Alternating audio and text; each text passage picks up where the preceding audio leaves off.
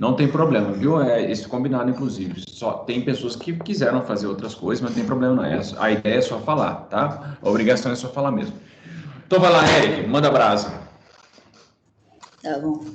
O capítulo 1 começa em 1822, quando Dom Pedro I declarou a independência do Brasil. Em 1823, foi eleita uma Assembleia Constituinte, que dividiu o poder legislativo, judiciário e executivo. O Dom Pedro exercia o cargo executivo, só que ele dissolveu a Assembleia Constituinte por não aceitar que o poder legislativo tinha maior poder que o executivo. Aí, em 1824, ele constituiu um Conselho de Estado que continha 10 pessoas encarregadas de criar uma nova Constituição. Aí eles criaram e ficou conhecida como Constituição Ortogada de 1824, em que tinha o poder legislativo, executivo, judiciário e moderador. E o Dom Pedro exercia o poder moderador e era superior a todos os outros. Só que com essa notícia a elite pernambucana não aceitou e queria outro governador. Só que Dom Pedro não aceitou esse outro governador e teve essa revolta. Só que Dom Pedro, junto com o exército, conseguiu tomar a situação e matou os principais líderes, como Frei Caneca. E essa revolta de Pernambuco tem o nome de Confederação do Equador, está perto da linha do Equador. Aí, em 2 de dezembro de 1825, Dom Pedro II nasceu. Em 10 de dezembro de 1825, 8 dias depois, teve a revolta da Cisplatina, que a Cisplatina, atual Uruguai, não aceitava ser parte do Brasil por ter idiomas e costumes diferentes. A Cisplatina, junto com a Argentina, declarou guerra contra o Brasil, porque a Argentina tinha interesse em juntar a Cisplatina com ela. Aí declarou guerra contra o Brasil. Em 1828, a Inglaterra propôs um acordo que a Cisplatina seria independente e o Brasil e a Argentina não teriam parte como ela no país. Todo mundo aceitou isso.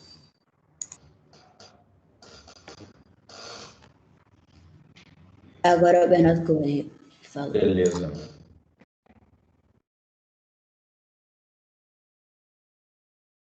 Cadê o Bernardo Correia? Bernardo Correia. Bom dia, Ana Clara. Edmar? Bom dia. Diga, Bernardo. Tá, aí agora eu vou falar depois da Guerra Cisplatina. Que aqui tá falando que 10 dias depois do primeiro aniversário de Dom Pedro II, a mãe dele, a princesa Leopoldina, faleceu. Aí umas pessoas começaram a criar umas teorias de que viram o Dom Pedro I discutindo com ela e que viam dias depois ela mancando, e que isso é só teoria.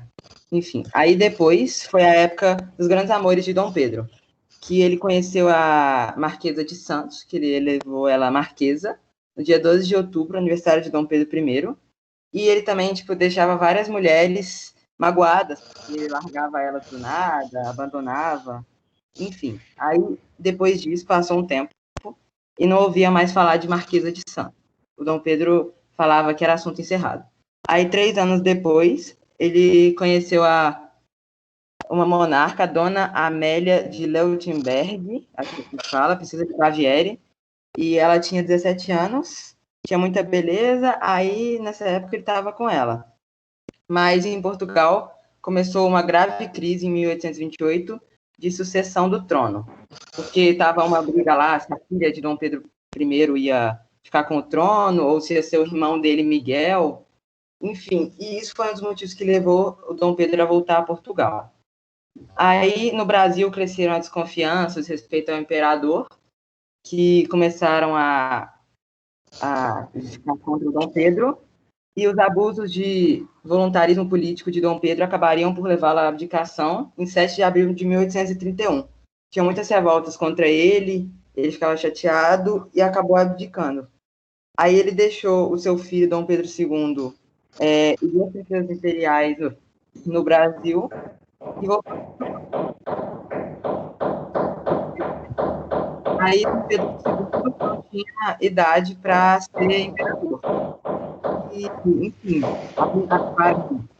viva Dom Pedro II, o povo começou a ficar Dom Pedro II mas ele não tinha. Aí começou o período regencial. É isso. É isso. É exatamente isso que se passou. Então, no capítulo 1, fala do início da vida de Dom Pedro II, né? Dom Pedro II nasce num período muito conturbado politicamente, em que o pai dele enfrentou muitos problemas, a família dele enfrentou muitos problemas, e por causa desses problemas, Dom Pedro acaba indo embora para Portugal. E ele, o Pedro de Alcântara, Dom Pedro II, fica aqui com 5 aninhos. Fica ele e fica as duas irmãs, Francisca e Januária. E a Maria da Glória vai embora com o Dom Pedro. Acontece que Dona Leopoldina, que é mãe do Dom Pedro, morreu, né, em 1826. Então ele era órfão de mãe e pouco tempo depois ele também vai ficar órfão de pai. Isso vai marcar muito a vida dele, porque ele, né, cresce sem carinho, quem vai cuidar dele basicamente são pessoas estranhas, né? Bem, mas Dom Pedro II acaba que pouco tempo depois, em 1834, o pai morre, e aí ele também fica órfão de pai. Então ele fica sem referência. Então a vida dele é muito triste. Tem uma outra coisa muito triste, é porque a Dona Amélia, a segunda esposa de Dom Pedro I, se afeiçoou bastante com os meninos, com os filhos de Dom Pedro. Se afeiçoou com a Dona Maria da Glória, se afeiçoou com a Dona Januária, Francisca, tal, e com Dom Pedro também. E ela, quando ela vai embora, ela pede que as mães brasileiras adotem Dom Pedro como se fosse seu próprio filho. Mas Dom Pedro II não aparecia. Ele ficava escondido, as pessoas blindavam ele para que... Ele virou uma figura meio que não aparecia. Todo mundo sabia que ele estava ali, mas todo mundo ficava imaginando como é que ele estava, tal, e o pessoal fazia muitas orações para ele ser um excelente governante. Portanto, Dom Pedro ele foi um mito antes de ser efetivamente um rei, antes de ser uma realidade. Então, um mito que convergia as paixões e as expectativas de toda a população brasileira. Muito bem, meninos. Beleza, é isso mesmo. Falar as informações e no ponto central abordar o que o capítulo fala e pronto, tá bom? Muito bem. Eric Sander e Bernardo Corrêa. Agora o capítulo 2 é a Letícia Siqueira e a Alice Gomes, é isso mesmo? Tá tendo um barulho aqui, eu não sei de onde tá vindo esse barulho. Aqui em casa nunca tem esse tipo de barulho. Tá tendo uma batidinha aqui, pim, pim, pim, pim. Então aí, meninos, a Alice e a Letícia. Bom dia, Ana Clara Vieira de Carvalho. Bom dia, Ana Clara Verkaiser. Maria Clara Tibo. Tudo bem? Cadê, gente? Não estão aí a Alice Gomes e a Letícia Siqueira? Deixa eu ver se aqui elas estão aqui. A Alice está aqui, ó. A Alice Gomes está aqui. E a Letícia, cadê a Letícia? A Letícia também está aqui. São as duas aqui, ó. Olha só. A Alice já está até compartilhando a tela aí. Pode compartilhar, Alice. Pode ficar à vontade. Você é apresentadora agora. Vai apresentar o capítulo 2, que se chama o capítulo 2. Capítulo 2 se chama O Pequeno Grande Rei. Boa! Ah, que bonitinho vocês! Olha só! Quem está com a Alice? Muito bem, Alice. Fique à vontade. Eu não sei vocês, mas eu não estou ouvindo a Alice, não. Vocês estão ouvindo a Alice? A gente vai apresentar o capítulo 2, O Pequeno Grande Rei, do livro As Barbas do Imperador. O capítulo se inicia com um grupo de políticos reunidos na chácara da Joana, discutindo o assunto que irá alterar o futuro do Brasil. Eles discutiam sobre alterar a maioridade de Dom Pedro II de 18 para 16 anos incompletos, pois faltavam 3 anos para o herdeiro assumir, e os políticos tinham interesses específicos no momento, como retirar do poder o regente conservador Marquês de Olinda. Como eles tinham um grande apoio popular, o futuro monarca estava de acordo com as mudanças, o plano foi levado à frente. Após vários tumultos e manifestações, o golpe foi aplicado e Dom Pedro II encarnaria seu império e garantiria a unidade e continuidade, e logo seria consagrado imperador brasileiro, 1 ano após o golpe. Os preparativos começaram. Obras foram realizadas durante meses e eram em estruturas com muitas colunas. O ritual de coroação foi baseado na cultura dos Habsburgos. 1 ano depois da antecipação de Dom Pedro II, ele foi coroado rei do Brasil, no dia 18 de julho de 1841. As festas da coroação duraram 9 dias. Todas as estruturas eram extremamente suntuosas, sempre com muito brilho e luxo, demandando muito dinheiro. O edifício provisório onde ocorreu a coroação de Dom Pedro homenageava o Rio Prata e Amazonas com estátuas, além da presença de outras 2 esculturas, das deusas Atenas e Tênis. Agora eu vou falar sobre o vestuário que ele estava usando na coroação, que era extremamente simbólico. Uma nova coroa foi feita especialmente para ele, mas foi utilizando parte da coroa do pai, porque nem todos os vícios e símbolos deveriam passar de pai para filho. O fato da coroa ser nova é que esse reinado deveria ser inaugural, ou seja, iria começar uma nova era no Brasil. O cetro era feito de ouro e trazia o símbolo da família Bragança, que é a serpente alada. A mursa era um adorno de cacique, segundo Dom Pedro, e feita de penas de galo da serra. A mão da justiça foi modelada a partir da mão do imperador, e a Constituição se tornou um símbolo sacro, um signo sacro, ou seja, um símbolo sagrado, pois ela que guiaria o imperador durante seu governo. Aqui nessa imagem, apesar dela não estar tão focada, é possível perceber todo o vestuário que ele estava utilizando durante a coroação. Dom Pedro assumiu o trono como monarca constitucional, ou seja, ele governava baseando nos princípios da Constituição. Muitas moedas como essa foram fabricadas em comemoração ao novo monarca. Ela simboliza a nação. Porém, a divulgação do rei como forte, sagrado e iluminado. A imaginação no povo aumentava os benefícios do pequeno grande rei. Então, esse capítulo, ele se baseia entre a briga entre liberais e conservadores, onde os liberais eles articulam o golpe da maioridade e Dom Pedro assume o trono com 15 anos, mais 16 anos incompletos. E basicamente se trata de como ele passou de príncipe para regente da nação. Muito bem, Letícia e Alice. Vocês brilharam. Excelente, viu? Adorei o PowerPoint. Vocês poderiam, por favor, colocar aqui no chat o PowerPoint? Para depois eu disponibilizar para os colegas, se vocês me autorizarem, obviamente. Mas, excelente apresentação. Vocês foram nos pontos todos também, abordaram tudo aquilo que precisava abordar no capítulo. E aí é exatamente isso. Não sei se foi a Letícia ou a Alice que falou no final, que é justamente quando ele é levado à situação de regente. E aí ele é coroado no dia 18 com uma grande pompa. Os festejos duram 9 dias. E aí Dom Pedro é efetivamente designado como imperador do Brasil. Então, todos os rituais e todos os símbolos ligados a Dom Pedro mostram essa necessidade de criar-se uma grande nação, resgatando as raízes do Brasil. Por isso que ela mostrou a moeda, e na moeda mostra o Dom Pedro sendo coroado por um índio pisando numa serpente. É como se o índio desse a legitimidade para Dom Pedro exercer o governo de forma plena, né? Então é isso. Meninos, maravilhoso. Adorei a apresentação, adorei o PowerPoint. Excelente, espetacular, sensacional. Muito bom. Parabéns para vocês. Brilharam mais do que as estrelas no céu.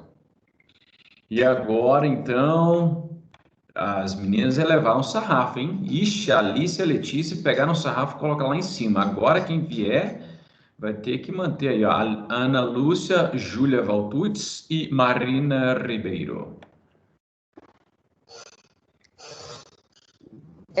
A gente vai apresentar o capítulo 3, e as barbas chegaram. O capítulo começa com o planejamento de um casamento para o imperador Dom Pedro II.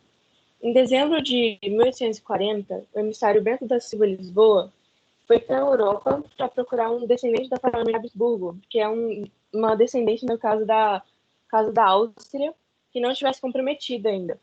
Enquanto Dom Pedro II estava afastado dos negócios da direção do Estado, ele estudava artes, ciências e letras. O imperador ficava isolado no palácio da realeza, e por isso só existia por meio de pinturas, de um jeito que parecia ser um rei seguro, forte e jovem. As barbas de Dom Pedro foram muito importantes para uma representação dele, já que dava a impressão que ele era uma pessoa mais velha e mais experiente. Em relação ao casamento, Bento Lisboa foi esnobado pela corte austríaca e ele fez amizade com o embaixador do Reino das Duas Sicílias. E aí ele firmou o contrato de casamento em 20 de maio de 1842. Uma esquadra foi buscar a princesa e essa esquadra ficou pronta no começo de 1843. O casamento foi realizado por procuração, que é quando um dos dois não está presente na cerimônia. Aí vem outro para representar o que está faltando.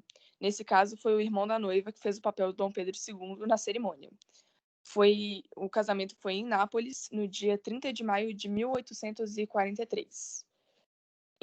No dia 3 de setembro, a esquadra chegou com a princesa, que chamava Teresa Cristina de Bourbon Duas Sicílias. Só que quando o Dom Pedro viu a esposa, ele não reagiu muito bem, porque ela era diferente da imagem que tinham mostrado para ele. Só que como entre reis o casamento é um negócio de status, então não importam muito as preferências pessoais, né? O casal teve 3 filhos. O primeiro, que nasceu em 1845, se chamava Afonso. Ele acabou morrendo de febre amarela quando ele tinha apenas 1 ano. Em 1846, nasceu uma menina, Isabel. Em 1847, nasceu a última filha do casal, Leopoldina. Dom Pedro II estava vivendo no melhor dos mundos, já que no Brasil não estavam acontecendo aquelas ondas de revoluções igual na Europa. E depois das revoltas regenciais, o país estava em paz, e o café brasileiro havia ingressado no mercado internacional, estabilizando a economia do país. E ainda foi criado o cargo de presidente do Conselho de Ministros, ou presidente do gabinete, em 1847, trazendo maior interferência do imperador no governo. Foi isso nossa apresentação, eu espero que vocês tenham gostado. Eu gostei. Vocês foram ao ponto também, acordaram os temas todos. Esse momento aí de 1840 é um momento muito importante para a afirmação do governo de Dom Pedro II. Então, ele, por causa disso, por causa do ritual monárquico, ele precisava de uma esposa. Aí foram lá na corte dos Habsburgos. Os Habsburgos ignoraram o emissário brasileiro e acabou se encontrando, né, com uma princesa das Duas Sicílias. E aí trouxe a Teresa Cristina, que não gostou muito, não. Mas, enfim, se acostumou, né? Eles viveram o resto da vida juntos e tiveram 3 filhos, né? Acabou que o primeiro morreu muito jovem, a filha morreu com 20 e poucos anos, e a filha que vai acompanhar Dom Pedro por toda a vida vai ser a dona Princesa Isabel, né? Que vai ser a pessoa que, inclusive, vai assinar a Lei Áurea, né?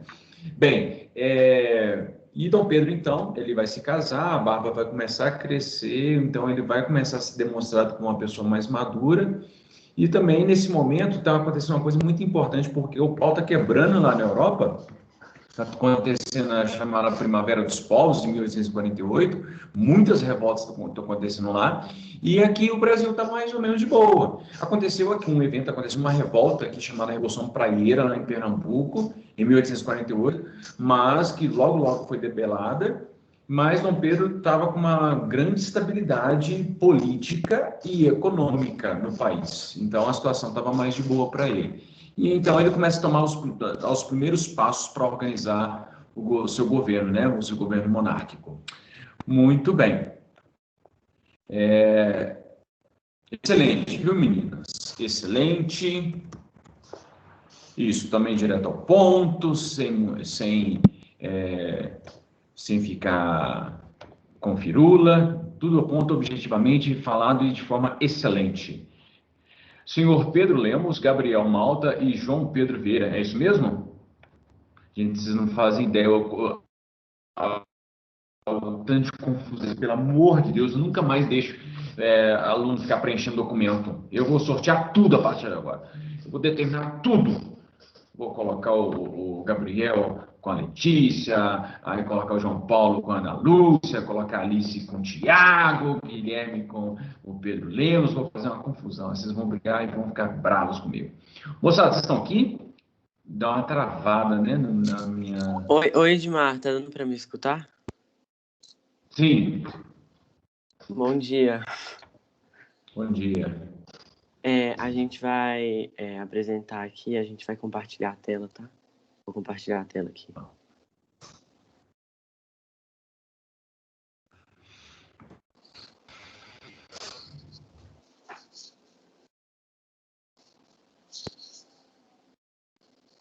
Tá compartilhando? Daqui a pouco aparece. Ainda não, mas demora um pouquinho para aparecer. Apareceu. Agora apareceu.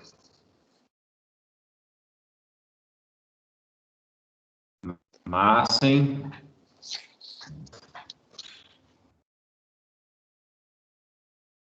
Apareceu a apresentação já? No modo de Apareceu apresentação? só a tela, mas no modo de apresentação não apareceu ainda não. Isso de vez em quando acontece, viu? Ah, então vou fazer assim mesmo, que vai ser mais fácil. Bom, eu vou começar falando aqui. A gente colocou umas fotos aqui do livro só para ilustrar mesmo. Na página 29, começa falando sobre a lei da proibição do tráfico negreiro aqui no Brasil, que ela existia no papel, mas ela não era muito praticada. E tinha uma lei inglesa chamada Bill Aberdeen, que liberava os navios ingleses para poder fiscalizar o tráfico negreiro, mesmo em águas brasileiras. E daí, aqui na página 30, já fala da lei que ela se tornou mais rigorosa, porque o Brasil queria tirar essa imagem de país bárbaro que eles tinham, a partir dessa que eles deixavam, né, o tráfico negreiro acontecer ainda. E para compensar, eles fizeram uma nova lei de terras também. E a lei conseguiu ser aprovada em 4 de setembro de 1850. E quando o tráfico foi encerrado, uma massa de recursos apareceu, né? Porque agora eles podiam investir em outras coisas. E daí começa a Era Mauá. Daí agora o Malta que vai falar, o Gabriel. Não sou eu, não, é o Lemos. Aí na década de 50, houve um maior investimento em recursos urbanos no Rio, que eram os recursos do tráfico negreiro, como, por exemplo, a iluminação a gás, bondes puxados a burro, rede de esgotos e calçamento a paralelepípedos. Mas esses recursos não tinham na cidade inteira, ou seja, tinha muita desigualdade social. E também no Rio tinha a Rua do Ouvidor, que era o símbolo da nova forma de vida que tentava imitar os padrões europeus. Agora é o Gabriel. Tá, eu vou falar da página 33 e 34.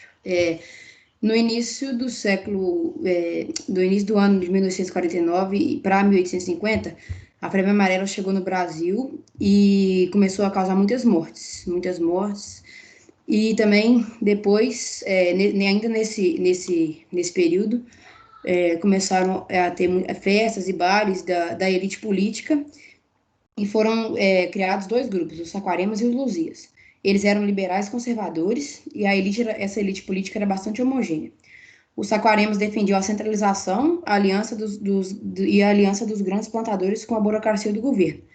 Já os Luzias eram profissionais liberais e favoreciam a autonomia das províncias, ao contrário dos Saquaremas. Aí também, Dom Pedro, ele não ia muito nessas festas, nesses bailes, nesses concertos, né, nessas reuniões, porque ele estava investindo seu tempo, ficando mais focado em projetos nacionais.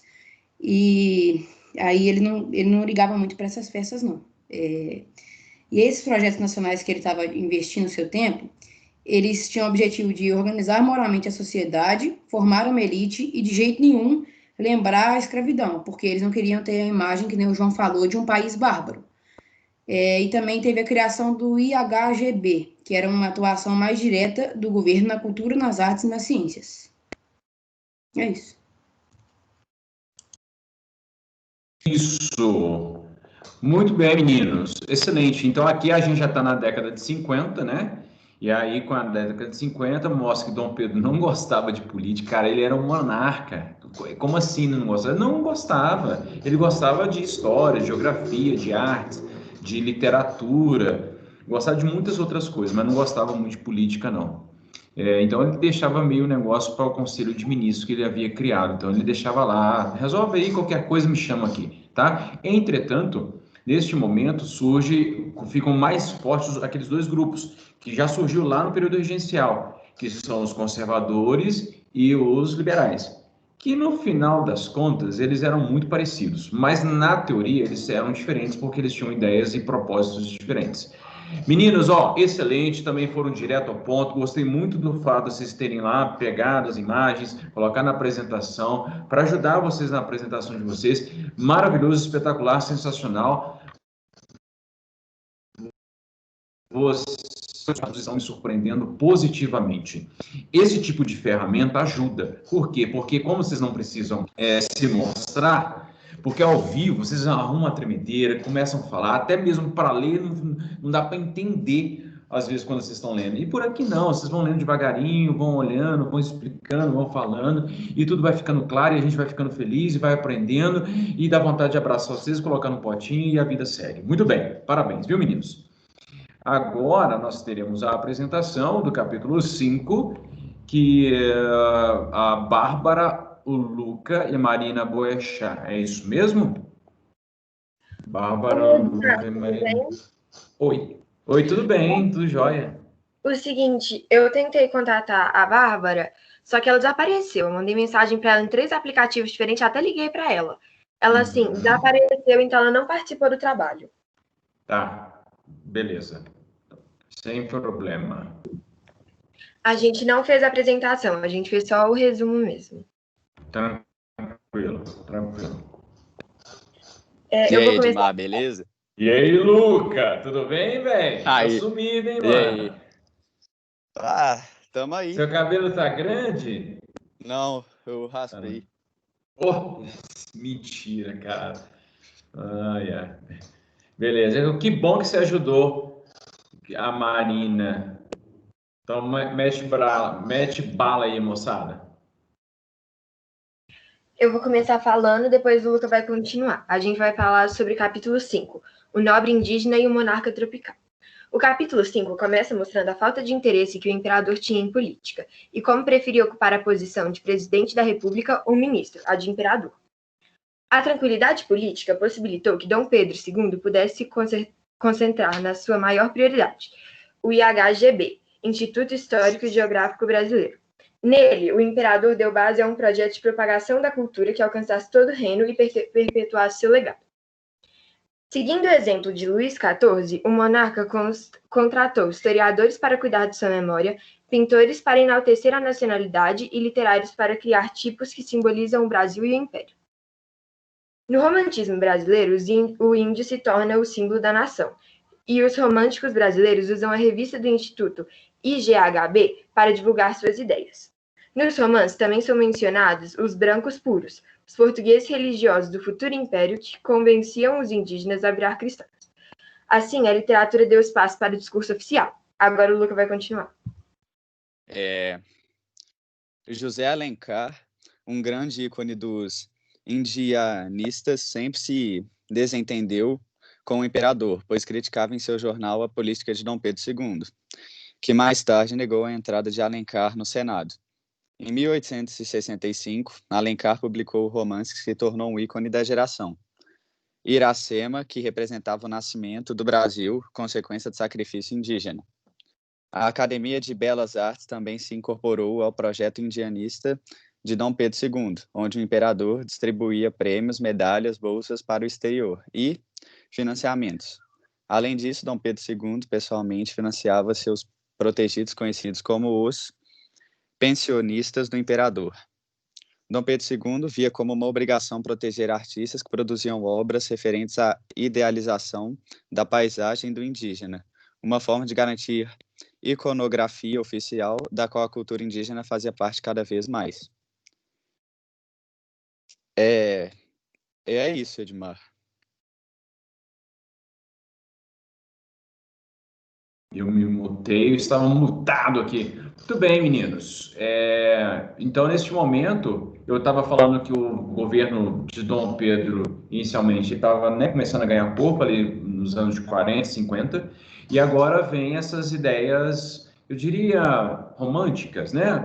O romantismo influencia bastante a alta sociedade, a cultura brasileira de uma forma geral, porque queriam também legitimidade justificativa para a monarquia. Então, eles buscam isso nos indígenas. Então, há uma grande exaltação dos índios como seriam os patronos da nação, tá? Mas é uma idealização dos indígenas, mostrando os indígenas com características que não correspondem à realidade.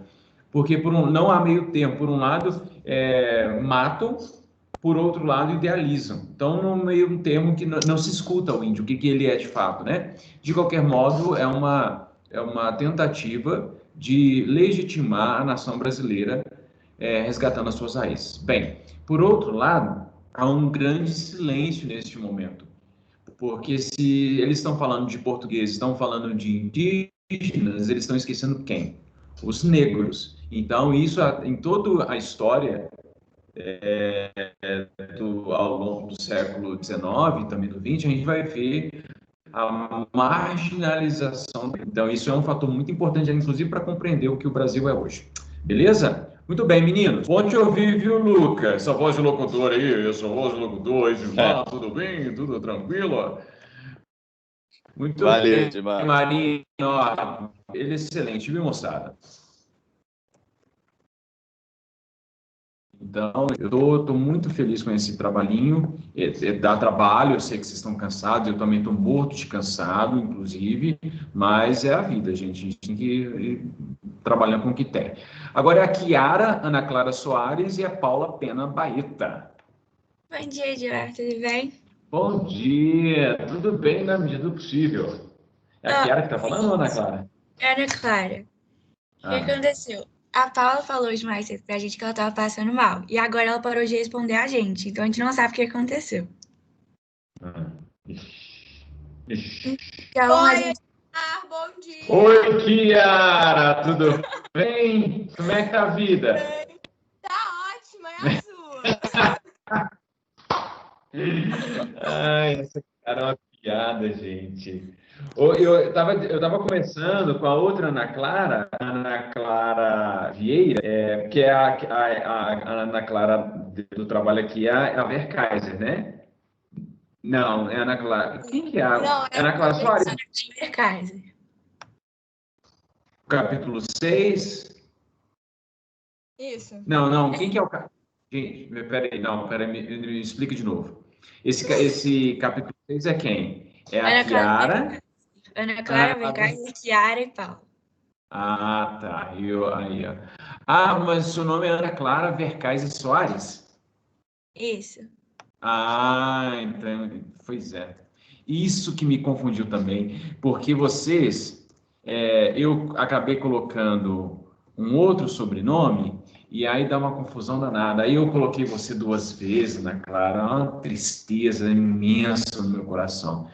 Mas, enfim, eu estava falando com a outra Ana Clara, que é também da sala de vocês, um dia que a gente estava conversando, que foi o seguinte: no momento em que a gente estava começando a estabelecer conexão durante a aula e tal, aí aconteceu a pandemia.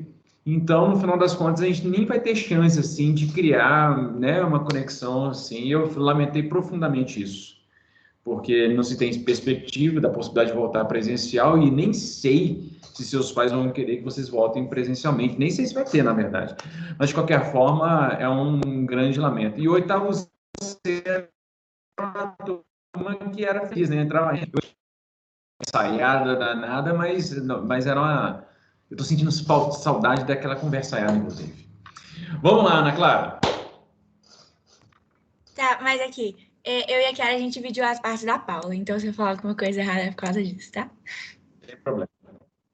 Tá. A gente fez o capítulo 3, né? Eu vou começar falando da página 46. Na França de Luís, outrora poderosos barões feudais deixaram seus castelos e mudaram para Versalhes, convertendo-se em um adorno do rei. Na França, cada forma é uma demonstração de hierarquia. Aí, na página 47, fala em Portugal, o elemento predominante era o valor militar. Aos poucos, o monarca português vai submetendo a nobreza de seu poder. Aí, a página 48. Quando Dom João veio ao Brasil em 1808, não trouxe apenas sua corte, como aumentou. O monarca pagava os favores dos súditos com títulos e honras também à elite carioca e se esforçava para ganhar uma proximidade do rei. mas na prática era uma elite selecionada por mérito. Aí, na página 49, a nobre corporação dos Seis de Armas foi instalada na corte do Rio de Janeiro em 1810. O escrivão da nobreza e a fidalguia do Império era encarregado de registrar em livros as concessões de títulos e brasões. Cabia ao monarca escolher os futuros nobres por servições prestadas do Estado. Os títulos acompanharam o romantismo de Gonçalves Dias e Alencar, adquirindo uma qualidade indígena e tropical. A nobreza brasileira desenhava e inventava seu passado recente, sua juventude paradoxal. Sem um longo passado, sem tradição e sem poder transmitir aos filhos sua nobreza, a jovem corte brasileira precisa aprender a se comportar com ares de nobreza. Saber a hora de falar, tossir ou segurar adequadamente um garfo é um sinal de pertencer a uma elite diferenciada. É preciso aprender as regras de etiqueta. Os manuais de boa conduta são obras, portanto, que propõem o mais absoluto controle sobre as emoções e os sentimentos. A etiqueta pede sempre a dissimulação em lugar da sinceridade. Resumindo, esse capítulo fala sobre como era cada sociedade, como eram as regras de etiqueta, entre outras coisas semelhantes. Foi isso, Edmar. Muito bem, eu estou já abrindo aqui, parece que a Ana Clara não está conseguindo ficar na live, porque onde que ela está muito ruim a conexão, e aí ela mandou um vídeo, ela e o Natan, se não estiver enganado, são os próximos, deixa eu dar uma olhada aqui, para ver se são os próximos mesmo. Tarará.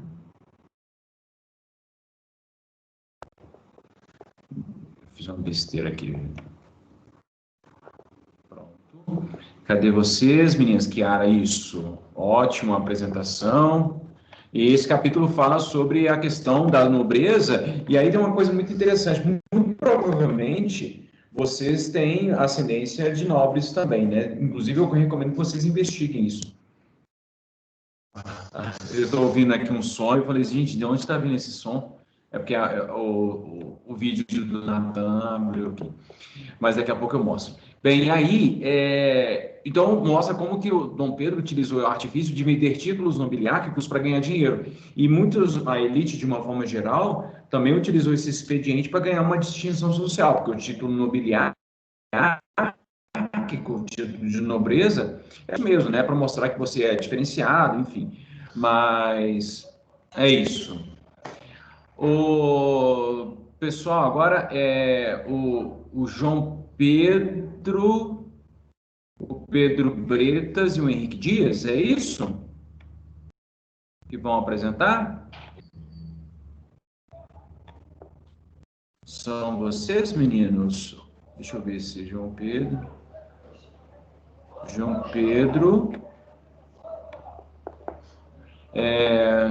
Pedro Matos, Pedro Bretas e Henrique Dias. Não sei se eles mandaram uma mensagem para mim, se tiveram algum problema. O Pedro Bretas está aqui. Alô, Edmar. E aí, beleza? E aí? Beleza. E aí? Pois é, aqui. Vocês estão... Pode falar. Não, eu sinto saudade de ouvir vocês, cara. Vou abrir mais um microfone. Pode falar. Aqui os meninos, eles não podem estar aqui, que eles estão no médico e o Dias está no treino dele lá. Ah, só. Então eles falaram que queriam apresentar depois, não foi isso? Foi. Mas você está com a apresentação? Você quer apresentar ou não? Eu tô, só que, tipo, ele fez o PowerPoint aí mandando um e-mail, aí não vai ter como entrar naquele modo de apresentação de slide. Ah, só. Tá. E aí, então, pois é, o menino tem um treino, né, de cavalo e o outro tá no médico. É isso. Beleza. Então tá. O que a gente pode fazer então? Eles falaram que querem apresentar depois.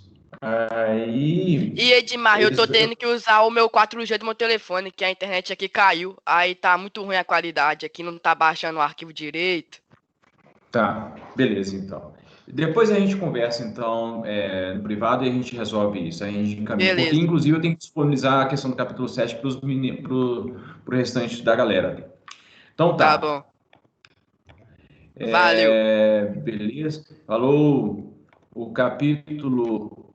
Deixa eu fazer uma coisa aqui. O capítulo 8 é Ana Luísa e Nicole. É isso mesmo, meninas? Ana Luísa e Nicole? Tá. Sim. Bom dia, Edmar. Consegue me ouvir normal? Bom dia. Tudo certo?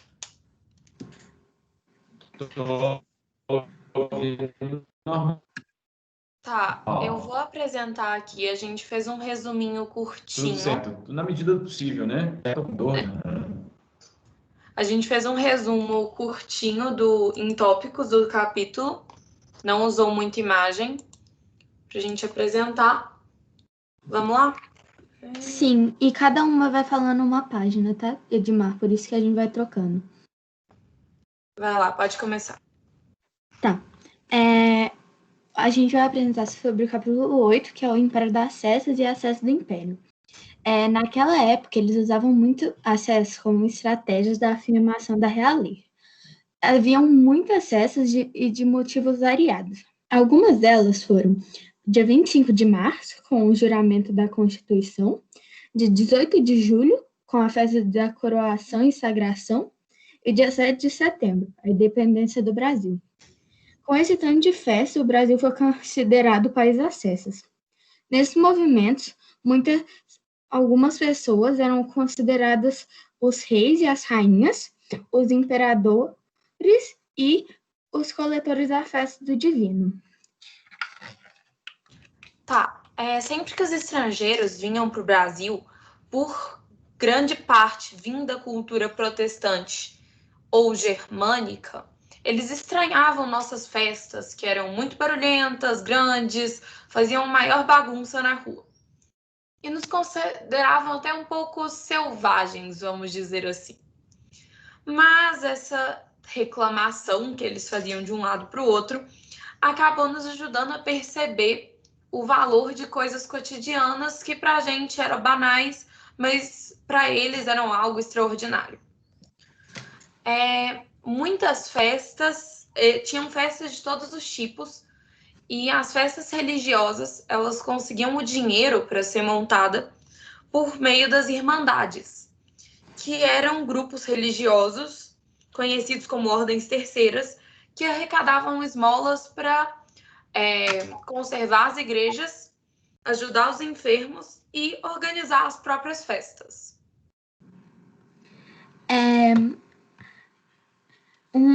Um movimento que acontecia era a Folia do Divino Espírito Santo, que acontecia 50 dias após a Páscoa, num domingo. Esse domingo era chamado Domingo de Pentecostes, e nesse domingo o imperador, que era representado por um menino de 8 a 12 anos, era coroado e conduzido em procissão. As próximas duas festas, cavalhadas e congadas, elas representam o combate entre os mouros e os cristãos.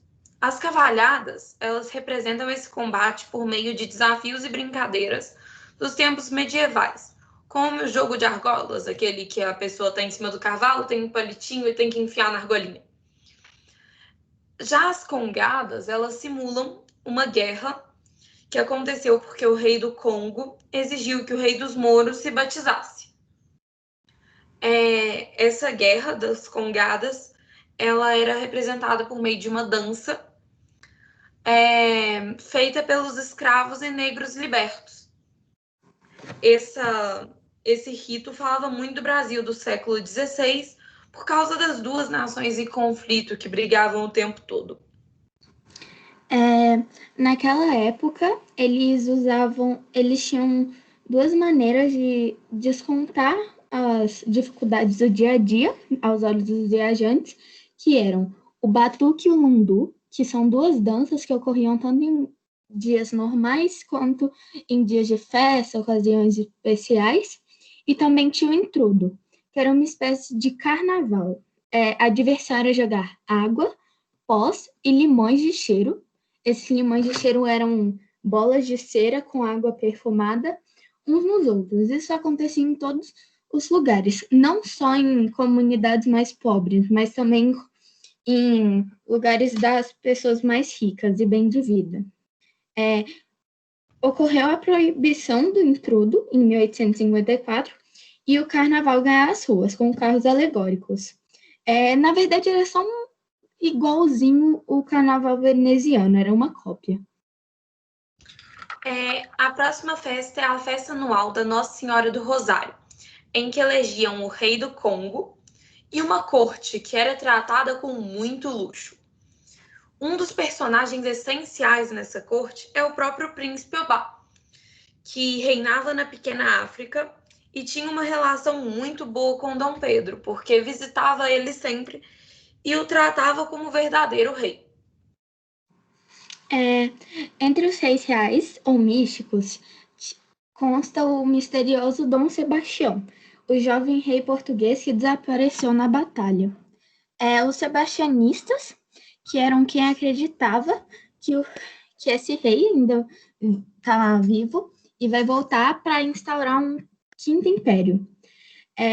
Essa crença era portuguesa, mas foi instalada aqui no Brasil e teve muito relatório. Os cultos dessa envolviam manifestações de fanatismo, ideias apocalípticas e até o nascimento de uma nova era, como já foi falado. Na época de nascimento de Dom Pedro II, ele foi saudado como pequeno Dom Sebastião, como se as pessoas que acreditavam que ele ia voltar acreditavam que ele tinha reencarnado e nascido no corpo de Dom Pedro II. A corte sempre tentava fixar a imagem de um império europeu, só que os viajantes vinham registrar que também tinha muita população negra e mestiça. Mas, de qualquer forma, os rituais populares só reforçavam a ideia mítica da realeza, como sempre. E é isso.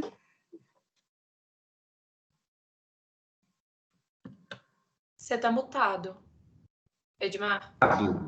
Agora desmutei. Ixi, voltou. Minha conexão deu uma bugada aqui, mas eu voltei. Moçada, é o seguinte, espetacular. Vocês resumiram muito bacana. Eu gostei muito desse resuminho. Se vocês puderem compartilhar, inclusive, com os coleguinhas, eu ficaria grato. E aí é o seguinte, então, esse foi o capítulo 8, né? Das festas que também recheavam a cultura e o cotidiano brasileiro. Então, mostram a nossa marca, que é a marca de festa mesmo, né? Que nós temos até hoje essa tradição. E as festas, elas têm muito significado. Ao contrário de que muita gente diz, toda e qualquer manifestação cultural tem um fundamento político muito importante, tá? E essas festas, como as meninas mostraram, também. Tanto é que Dom Pedro, ele se submetia ao rei do Congo.